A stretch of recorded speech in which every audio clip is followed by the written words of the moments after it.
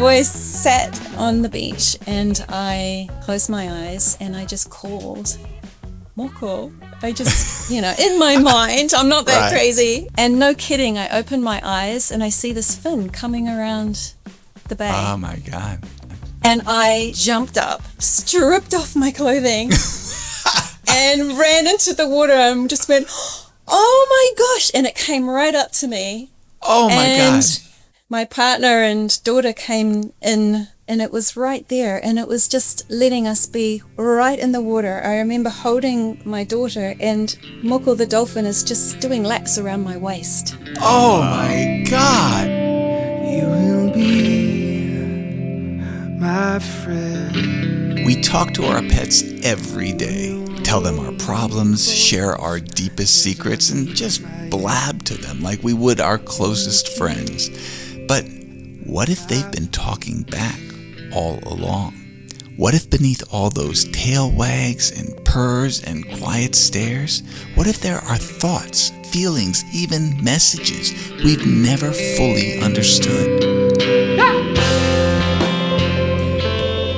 Bernadette Gavin is an animal communicator. She has a unique ability to open a channel with our pets and allow them to tell us everything they want us to know. In this episode, we'll be exploring Bernadette's fascinating personal journey to discovering her remarkable gifts. According to Bernadette, our pets are constantly communicating with us. Isn't it time we found out what exactly it is they're telling us?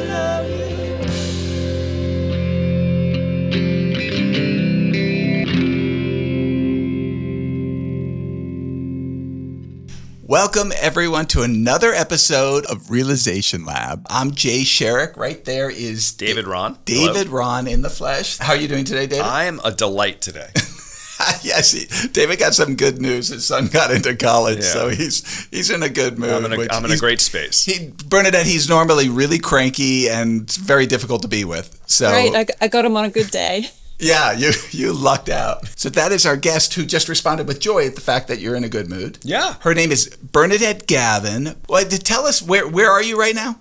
I'm in a small seaside town called Raglan on the west coast of the North Island of New Zealand. Yeah, and I actually was going to send you like some earphones or a microphone or something, and you said for it to get, even if you order it on Amazon, for it to get to her, it would take 4 days to get there, but then it would still be a 2-hour drive to get there. Is that more or less right?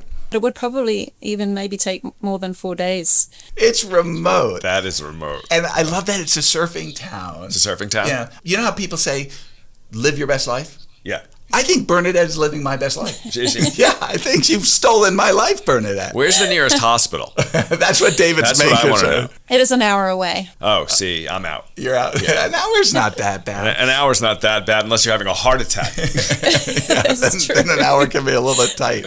Bernadette, you're an absolutely fascinating person. You have many skills. How do you describe yourself? If someone says, who are you, what do you do? What's your response? I wear a few different hats. None at the moment. Not at the moment. So I work as a professional animal communicator. So I work with people and their animals. I also work with just people as well. And I met you, Bernadette. You weren't there for this episode. I was not. My son Oliver's girlfriend had lost a cat. And so, Bernadette, you did a session with Maddie that we have as one of our episodes. You were able to connect with Ivy's spirit on the other side. Is Ivy the cat? Ivy is the cat. Okay. Yes. And tell Maddie what Ivy had communicated to you, which was very reassuring for Maddie. In fact, completely changed the trajectory of her grief. Yeah, that was a beautiful session to do for Maddie. They have quite a unique relationship, her cat and herself. And so it was a very powerful session to read for. So when you work with people, are you using the same basic technique? Yes, it's really interesting, Jay. It works in the same way. When we leave our physical body, it can feel so final for those of us who are left behind. You know, we rely so much on our sense of sight and our sense of touch to prove that things are what they are. But I now know that this field, it still exists even without a body, because it's not the body at all that contains the essence of us. So when someone passes, a human or an animal, you tap into what you're calling this field, and you're able to communicate with this field, even though in some cases it's disembodied. Yes, and so what I do intentionally when I connect with, let's say, an animal, whether they are alive or deceased, when it comes to animals, I use a photo. And when I have connected like that using the photo, and I have them on the line, it's like I'm stepping into the river of that animal. And then while I'm there, I listen with my whole body. So I am sensing information that is flowing down the river, information, water, energy. And so I'm just very speedily jotting things down as quickly as I can. I'm just curious, like when that information is coming to you, it's not coming to you in words, right? I mean, is it symbols? Is it That's right. images? Is it feelings? What is it? I say it's a little bit like playing spiritual charades, where there's just a whole plethora of ways that information can come in. So I need to be completely open to the odd word or phrase, or often there are emotions or feelings, and it really is dependent on A, how I best communicate, so I'm a feeler, and also B, who it is that I'm connecting with, how they best communicate. In the case of an animal, they may have been a real chatty, really outgoing, lively animal, and so that's, they bring a lot of information through, whereas if an animal was very timid and shy, then there's a very different way that I relate to them, and a very different way that they relate to me and give me information. And is it the same with live animals? It is completely the same way. I do find that when animals pass into spirit, there is a certain quality about the connection that is slightly different. It's less sort of day-to-day stuff. It's less mundane stuff, less about food. And, it's kind of more from a higher perspective, and it's a little bit more poetic sometimes, or profound even, I would say. I love when you said that the animal, the cat or the dog or whatever, is talking about the food. Like, what kind of information have you been able to give pet owners that have been helpful to the pet owners? Yeah, so in the case of food, let's use that as an example. Some living animals might bring the message through that they are just sick and tired of the food that they are getting, and that is why they have lost their appetite. And, that can be, it seems obvious, but it isn't obvious sometimes.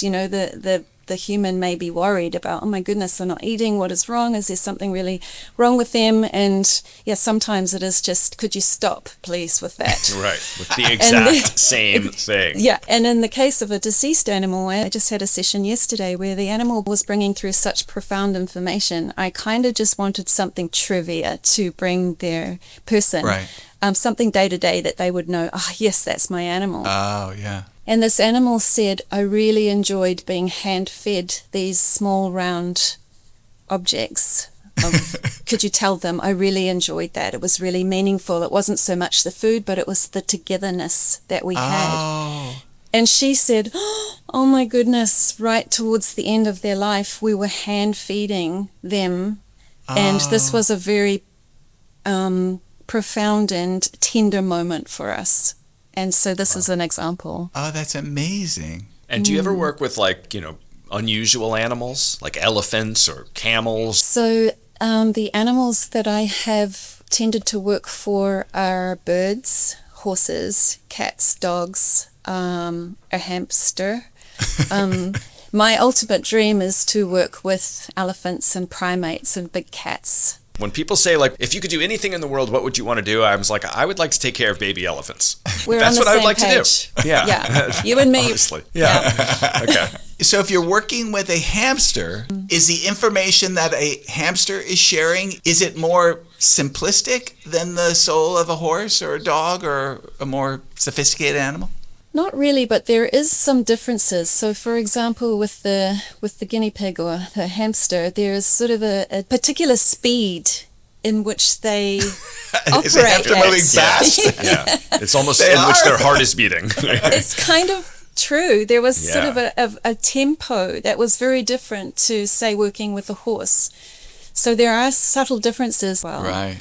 Why did the person come to you with the horse? Like, what was the issue going on with the horse? I have had many horses. One that springs to mind is there was a beautiful young horse who this woman was wanting to ride the horse. But this horse had issues. It was quite young, and she didn't really know what its background was. Right. But in connecting with the horse, I was able to really identify it had been bred to be a racing horse and raced very early on and raced very hard and had a very firm hand. Someone had mistreated the horse a little bit, is what you're saying. Yeah. And then there was a piece of the puzzle that fell in where this horse was separated from its mother. Too soon and very abruptly. It's upsetting. It's really upsetting. And when you connected with the horse, could you feel the emotion of being pulled away from your mother too soon? Yeah, that is how the information comes through. And so this woman was trying too hard, basically, and going too fast. But actually what was needing to happen was to bring this horse right back to basics and to start again at the very basics. It was very specific information on how to deal with the anxiety that the horse was experiencing at this moment due to the past that it had had. Yeah. That's incredible. That's incredible. So you're a person with these unique skills. Did you always know you had them? I mean, did they present themselves in childhood? Yes, I was always wanting to be around animals. I had actually always wanted to somehow use the skills that I believed that I had. I didn't understand them. I didn't know what they were, but I kind of felt like there was something that was different about me. And I wanted to somehow discover what that was and harness it and use it for helping people. And helping animals, I would imagine. And helping animals. I adore animals. I always knew that I wanted to do something with animals. How would it manifest in your life as a child? I mean, would you be able to get messages from animals, or you just felt very close to animals and sort of sensitive to what they might be going through? Yeah, we had a lot of animals growing up. We lived on a 15-acre farm, so we had all sorts of animals, you name it, just about. And I can remember having a pet rabbit, and I became really distraught. It had a hutch outside, a fairly large hutch outside, but I became really distraught because I could sense that it wasn't happy. And so I asked my parents if I could let it go. We lived in the country. I remember my dad actually got a photo of me, unbeknown to me, and I was standing at the hutch door, and I had opened it, and this beautiful little rabbit was going to head off to freedom. Yeah. It was just really important for me to free this rabbit. Because the rabbit was sending you the message that it didn't like being in a cage. It just didn't want to be there, and I didn't want to have anything to do with it being, in a cage. And another experience that I had was we had peacocks, believe it or not. And we had this really massive male peacock with a beautiful tail. And these peacocks would come and sit on our veranda. And I can remember I got so close over time, and it became very trusting of me. And I got to the point where I could feed peanuts in my hand to this peacock. But then I decided that I would put one between my teeth. Oh, boy. And just very, very gently get closer and closer and closer until the peacock would pluck it from my teeth and eat it. Oh, wow. That was our thing. We would just hang out together, and I would feed it. You and the peacock. From my teeth. I thought that was going to go south. Yeah. And we were talking to each other. I was making little sounds, and it was making sounds back. Are peacocks known to be very kind of skittish and don't let humans get close to them? Yeah. I don't know anyone else who's been that silly. Who's mouth fed a peacock? As fun as that story is, it doesn't really speak to your gifts necessarily, because I think if If David had to, he could put... I could maybe feed a peacock. Maybe, feed a peacock with your mouth. I'm certainly not going to communicate with one. I talk to animals as though I can communicate with them. I think we all do, right? Does everyone do that? Absolutely, but you will be. You will be. You are communicating with them. Because you're speaking the words, but actually what's happening first is you're feeling the feel. Yeah. And the animal's picking up on some words, but more so the feeling that you are omitting. All right, so you're connecting with animals on a very deep level as a child. Mm-hmm. But how does it become extraordinary? Because what you said was amazing and wonderful, but what you do these days is extraordinary. Like, where did that happen? Yes. So I continued to have these experiences with animals where I was feeling like I was gaining their trust, and also many marine mammals as well. So like whales seals and dolphins or what? and stuff like that? So whales and dolphins. Wait, so hold on. So everyone's fantasy is to go out and talk to some dolphins. And swim with the dolphins and stuff like that. Could you actually do that? Yes. Really? You could swim with dolphins? Wild dolphins? So I continued to have experiences with animals that kind of made me think that maybe something else was going on. At this point, Bernadette talks to us about the experiences she had in her 20s when she met a young man in France who had a small boat, and she decided she would sail around the world with him. It was the same instinct that led you to feed a peanut to a peacock with your mouth. Just a couple decades later. That's right, David. How long did that take? How long were you on the boat? So I was on the boat for 4 years. Holy cow. How big is the boat give us in feet? 35 feet. That's not a huge boat. No, that's not a boat. And there's no hospital within 5 minutes either. And there's some serious storms I see. I read about it. Were there a lot of storms? Yeah, there are times terrifying. where she should have died. Yeah. Oh, that's so terrifying. Yeah. Oh my gosh. There's a lot of everything. You name it, there was it. A lot of storms, a lot of boredom as well. Tell us about the animal experiences you had while you were on the boat. So we were situated in the Caribbean, and I actually had some work on a inter-island ferry, and every second day this ferry would leave from St. Martin and go to Sabre Island. And at one point over the course of 5 weeks, there was a wild dolphin that just happened to pass by the island and stay for a while. So often the school kids would go down there and they would see this dolphin. And of course, every time we went there, we would see this dolphin. It was just really interactive with people, loved people. And so basically every second day for 5 weeks, when we went to this island, I would jump in the water just with a weight belt on to keep me sort of down, and mask and snorkel. And I had some jewelry, some bracelets on my wrist, and I would jingle my bracelets in the water. And sure enough, the dolphin would come around and we'd just hang out together and swim. And it was just such an incredibly beautiful experience. And I can remember just being so joyful and laughing and just diving under and holding my breath for as long as I could, and then coming up for air, and the dolphin would leap up and over my head and back into the water. And it was just such a beautiful experience to feel close to this wild creature. And at one point we came to the island and the dolphin wasn't there, and we asked, where's the dolphin? And another pod of dolphins had come close to the island, and it had been seen joining this pod of dolphins.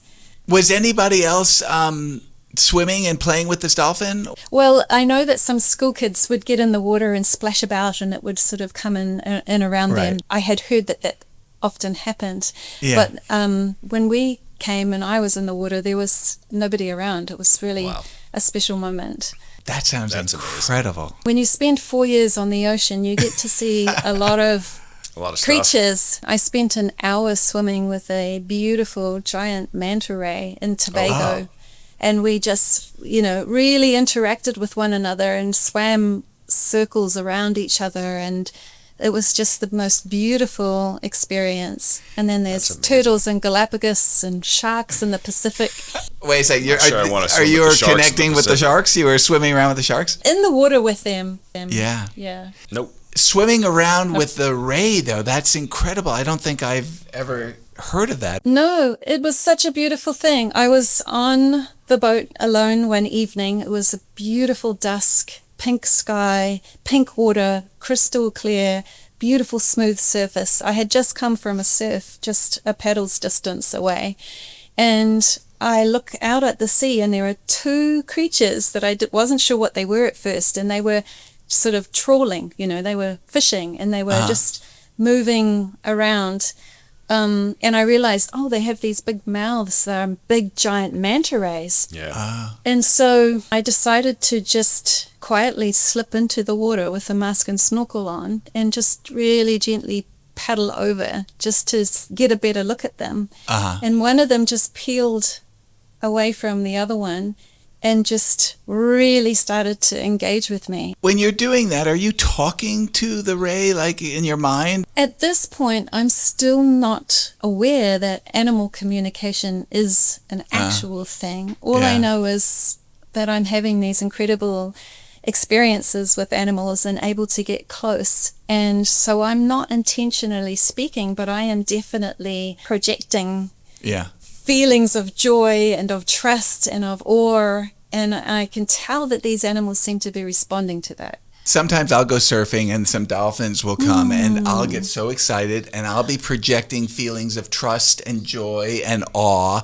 and I'll paddle out to them and they just whoop, take off. So it's not that easy. There's also often, if there were a lot of other people around, it's You're not making just excuses you, Jay. for me. It's not just you. It could just be him. It could just be him. It could. You don't know me very well, don't Bernadette. discount it. It's quite likely me. Then, a couple of years after her boat trip, Bernadette has an extraordinary experience that helps her begin to realize what she was capable of. 2007, when I was actually in the States, and there was a whale that was stuck up the Sacramento River, and it had been up the river for a couple of weeks now. It had accidentally wandered up the river. Yeah. Without a paddle. Yeah. There's David's humor. It was starting to, get quite anxious, and it was because it's fresh water at that point, it was starting to get a little bit unwell as well. Yeah, and there were people on boats every day. They were clanging pots and pans, and there was this thought that there was a bridge that it needed to go underneath, and there was some kind of electricity output on this bridge that they thought maybe it was emitting a signal that maybe was interfering with the whale heading out that way, because it was kind of stuck. So the whale had gone up past this bridge and now needed to turn around and come back past the bridge, but wouldn't pass the bridge? Yeah, that's right. So I happened to be there and could see this going on. I didn't know anything about animal communication being a thing at this point. Right. I just knew I had an affinity with animals. Yeah. And I remember just sitting in the car and thinking, I can do something. This is a great story. I love this. The whale's in trouble. Yeah. She's sitting in the car. She has an inspiration. Yeah. I can do something. Go, this is so much fun. There's a part of me that is going, what are you talking about? But I just knew. I said to my partner, Phil, I think I can help. I don't know what is going to happen, but I just feel like I can help. So he helped me find a little quiet space, and I remember just instinctively and intuitively just closing my eyes, imagining myself being with the whale, and imagining the whale facing the bridge, imagining the impulse, the electricity, whatever was going on there, but imagining that if the whale just shot through that space and just was brave and just shot through there, that this expanse just widened up and the sense of liberation. And I tried to project this feeling to the whale of this freedom.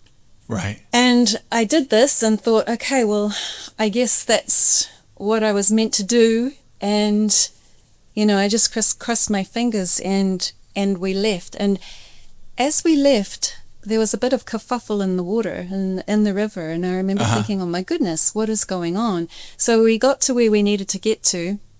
And it was at a friend's place at this point. And I remember looking on the computer to see the status of this whale. And at precisely, this sounds crazy, I know, but at precisely the time that we left, it had made a turn for the bridge and bolted and gone. That's Saved a whale. amazing. But I love how you think that's crazy compared to what you did with Maddie's cat. It's such a great story. I love that. Bernadette saves the whale. That should be a Saves the Whale, children's like a children's book. story. Yeah. You know, I am so reluctant. There are very few people I have told that story to. Oh, well, because, you shouldn't have said it here because... I know. So I began to wonder, is there such a thing as, connecting deeply with an animal and actually being able to project information and perhaps receive information? I started to question what was going on. And there was another incident where it was the following year, there was a beautiful dolphin in New Zealand, in a part of New Zealand. And it was just being so friendly. It was hanging out with kids. There were a lot of people that were arriving to this beach to see this dolphin. It had a name, Moko. It was just this beautiful kind of addition to the usual life in this town.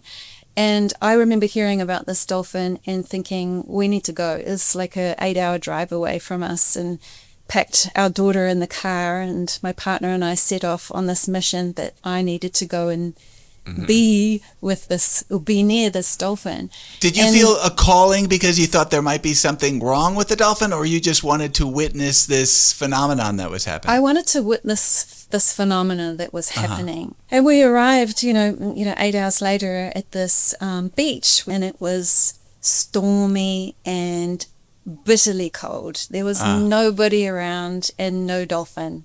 And I remember thinking, oh, this is sad. The dolphin's not here. And then I thought, wait a minute. Maybe I can just let it know that we are here. Maybe that's what needs to happen.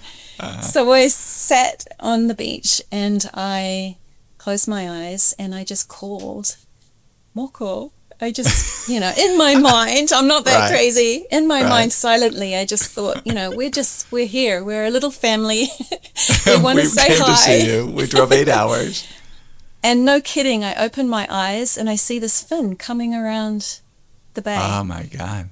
And I just jumped up, stripped off my clothing, and ran into the water and just went, oh, my gosh. And it came right up to me. Oh, my gosh. I got to be in this freezing cold water. My partner and daughter came in, and it was right there, and it was just letting us be right in the water. I remember holding my daughter, and Moko the dolphin is just doing laps around my waist. Oh, my God. That's amazing. It is amazing. Yeah, it was just fascinating. And my daughter still talks about how more fascinated she was at watching me and my enthusiasm than she was at watching the dolphin at one point, because I was just completely overwhelmed by it. Well, this is the proof of your dream. Like oh my God, this dream that I have that I can connect with animals and that can be who I am as a person is coming true right in front of your eyes.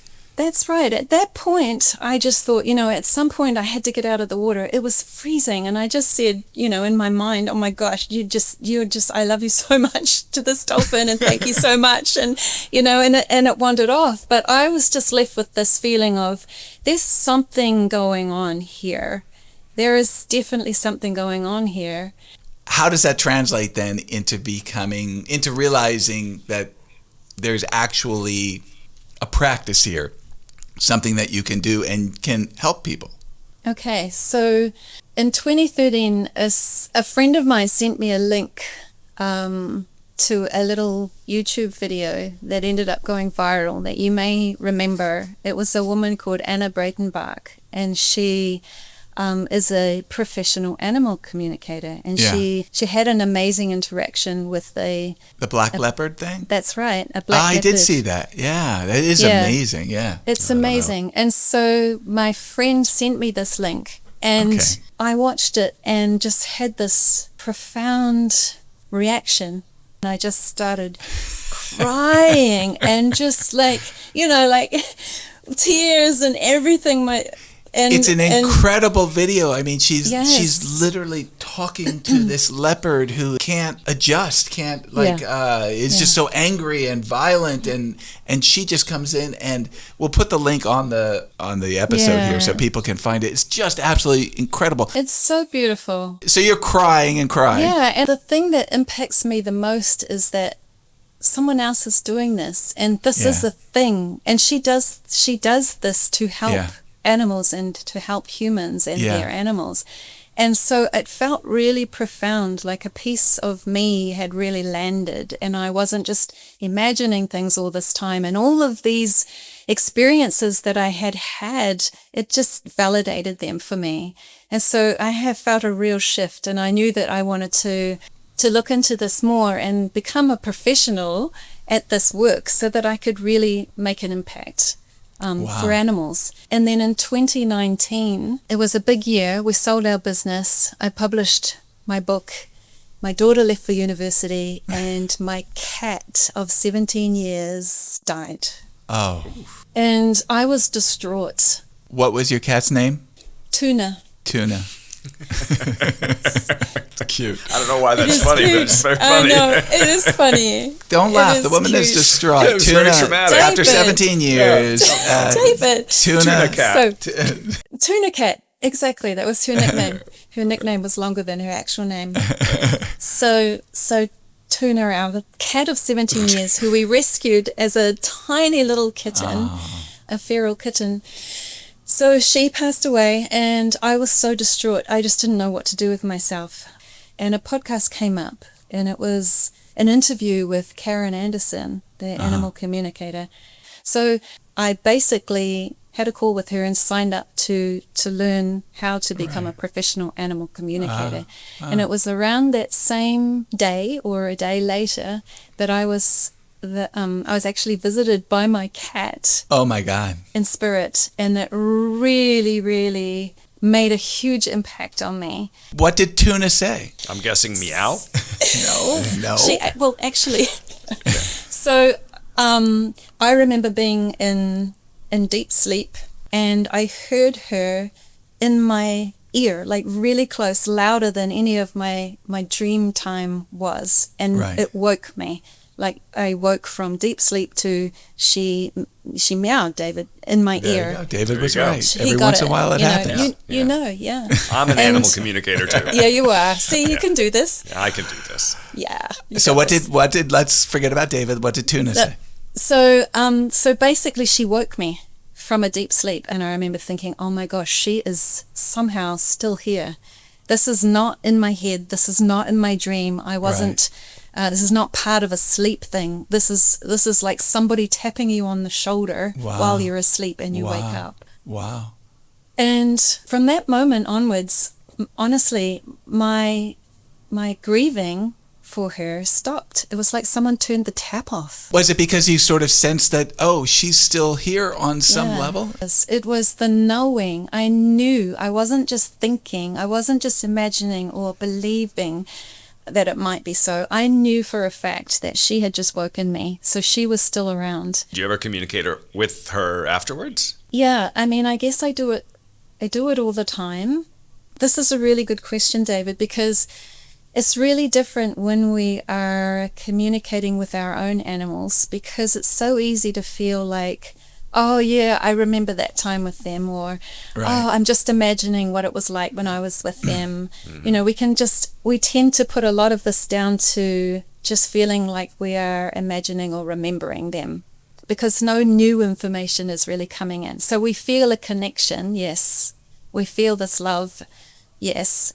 But we aren't able to prove that there is something else going on. There's no new information. That's right. Do you feel like Tuna woke you up to sort of say, hey, I'm here, stop grieving, stop worrying so much? I really do feel like that. And it's strange to say this, but I also feel like I was on the right path as well. Like I had just signed up to do this animal communication course. And really my mission was to help bring a sense of peace to people who had also lost their animals. Like Maddie.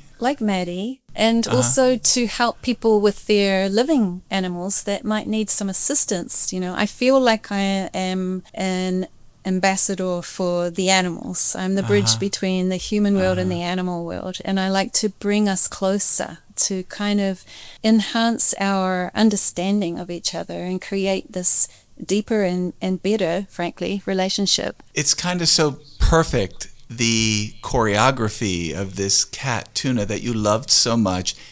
Its passing was the catalyst that moved you forward. I mean, it's almost like its entire life was meant to lead up to this moment where the grief caused you to find your way, your destiny, and then it wakes you up from sleep and says, it's okay, you're on the right path.